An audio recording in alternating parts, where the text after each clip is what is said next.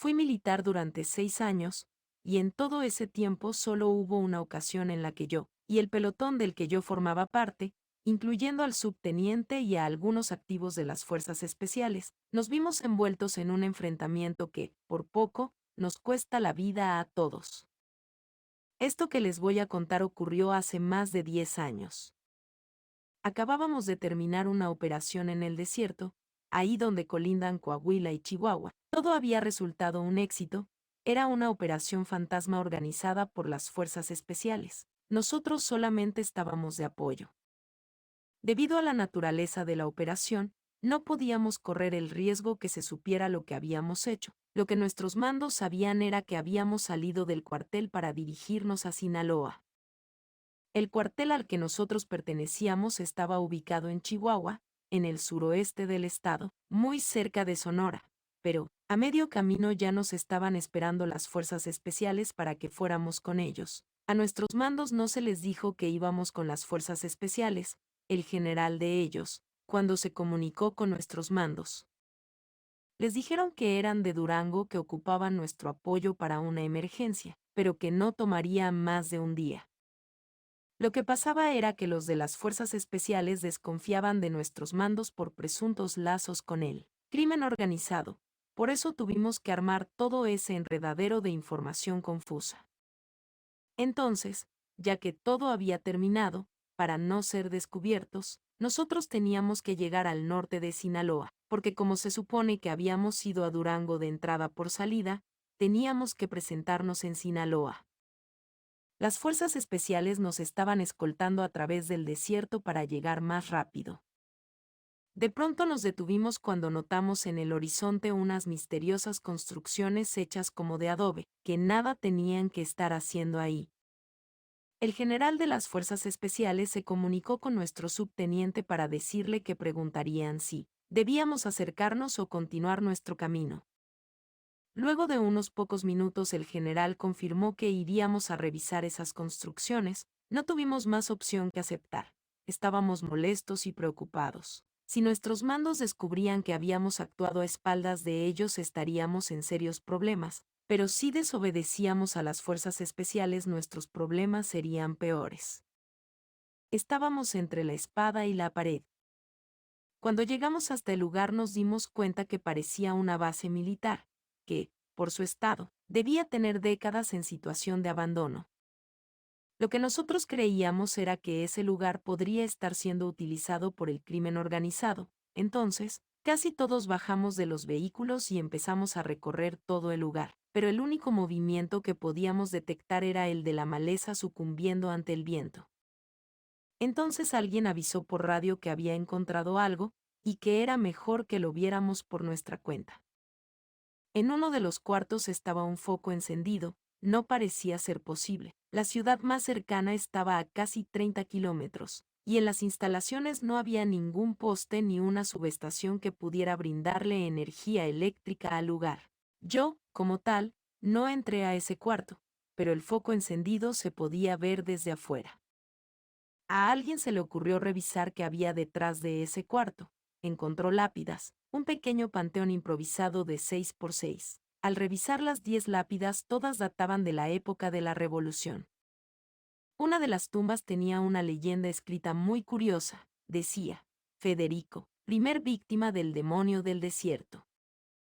De pronto, uno de los elementos que se había quedado en los vehículos reportó por radio que, utilizando los binoculares, estaba viendo una camioneta con varios hombres. Estaban yendo con dirección noreste.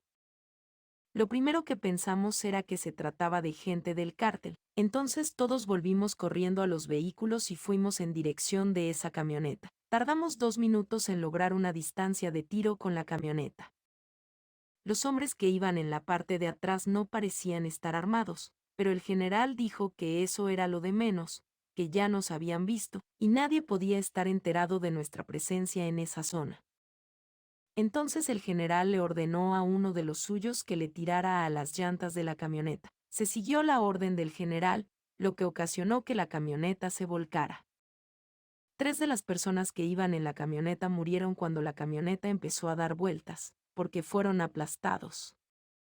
Todos los demás estaban heridos, el que había resultado menos golpeado fue el conductor. Lo sacamos de la camioneta arrastrándolo del cabello y le hicimos las preguntas correspondientes.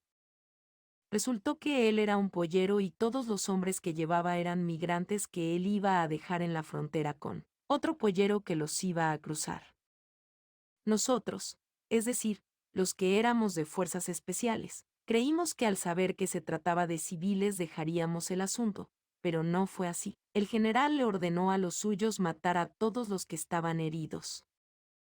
El pollero empezó a suplicar por su vida, entendió que, si los de fuerzas especiales habían matado a civiles inocentes sin dudarlo, lo que le iba a pasar a él sería 10 veces peor.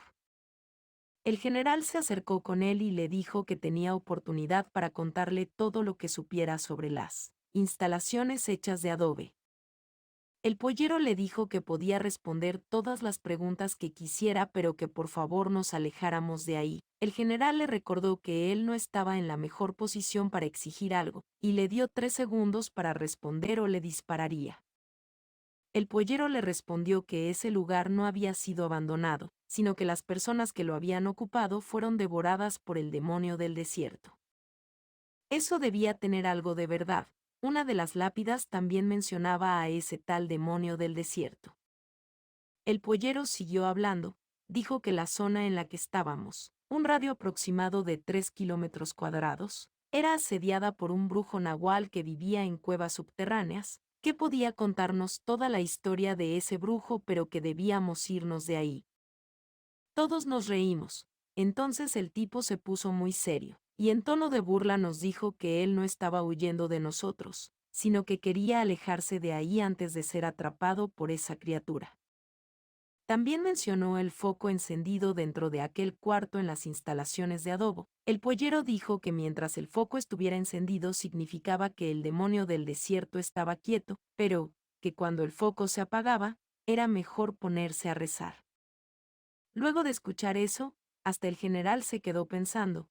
El pollero, una vez más, le suplicó que nos alejáramos de ahí, porque el brujo nahual no siempre tenía la oportunidad de conseguir tanta comida, y no iba a desaprovecharla. Nos advirtió que si no nos movíamos rápido, todos nos convertiríamos en la cena de ese monstruo.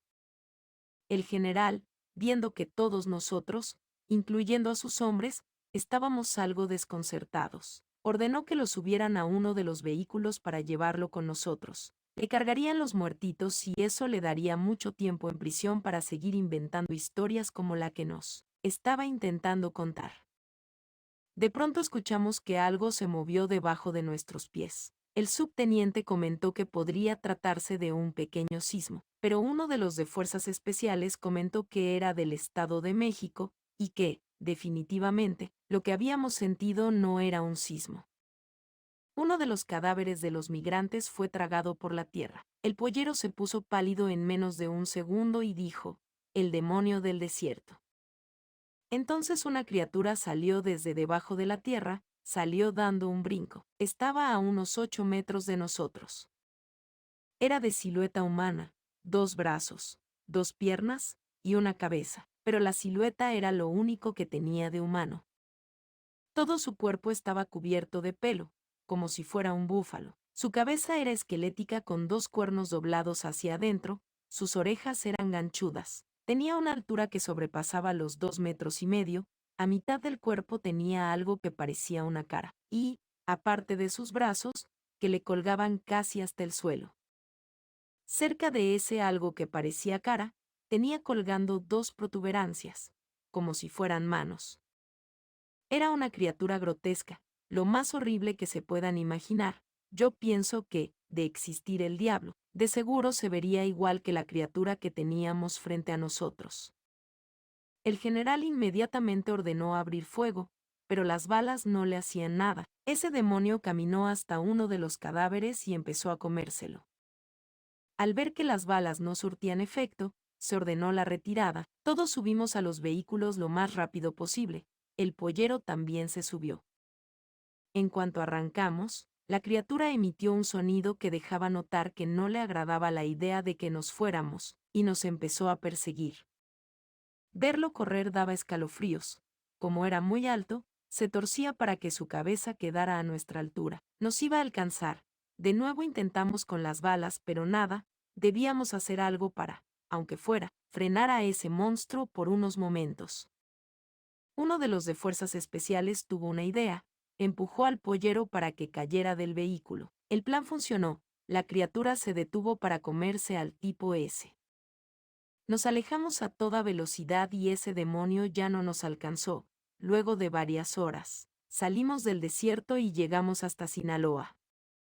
Las fuerzas especiales y nosotros nos separamos antes de entrar a la ciudad a la que debíamos llegar, para evitar que nos relacionaran, pero, antes de irse, el general se acercó con nosotros para comentarnos que, debido a que se suponía que nunca fuimos con ellos al desierto, no era posible que nosotros hubiéramos tenido un enfrentamiento con esa criatura.